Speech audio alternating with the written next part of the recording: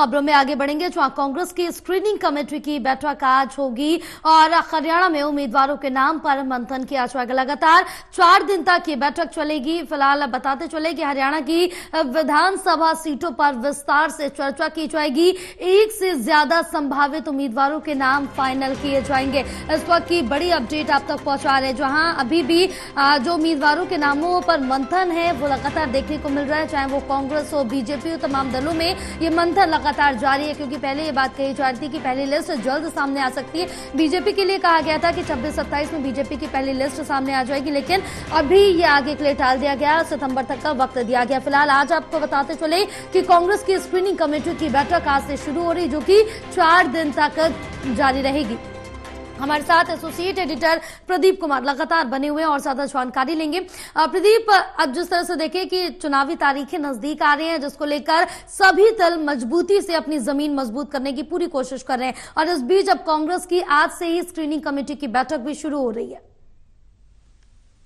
देखिए, बिल्कुल। और हरियाणा में चुनावी हलचल बढ़ी हुई है, क्योंकि उम्मीदवारों के चयन को लेकर बैठक का सिलसिला जो है, स्क्रीनिंग कमेटी की बैठक का सिलसिला जो है वो आज से शुरू होगा। कांग्रेस के वरिष्ठ नेता अजय माकन की अगुवाई में ये स्क्रीनिंग कमेटी बनाई गई है, और निश्चित तौर पर स्क्रीनिंग कमेटी की बैठक में उम्मीदवारों के नामों को लेकर चर्चा होगी। जो उनको आवेदन पत्र आए हैं उसकी जांच पड़ताल की जाएगी, गंभीर उम्मीदवारों के नाम आगे बढ़ाए जाएंगे।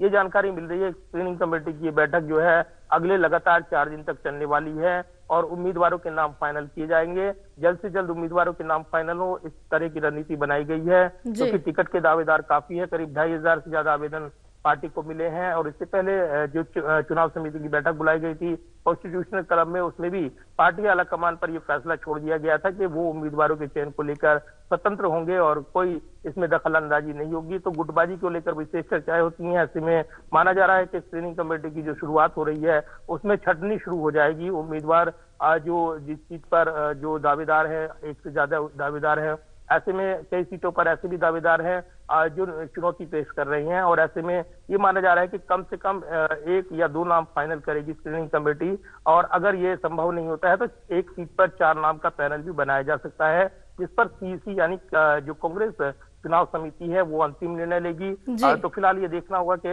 जो स्क्रीनिंग कमेटी है एक नाम को तय करने के लेकर अगर किसी सहमति पर नहीं पहुंचते हैं तब 2 नाम का पैनल आएगा, फिर 3 से 4 नाम का, लेकिन इससे ज्यादा नहीं हो सकता, क्योंकि इसके बाद आलाकमान पर कुछ सीटों का फैसला छोड़ा जा सकता है।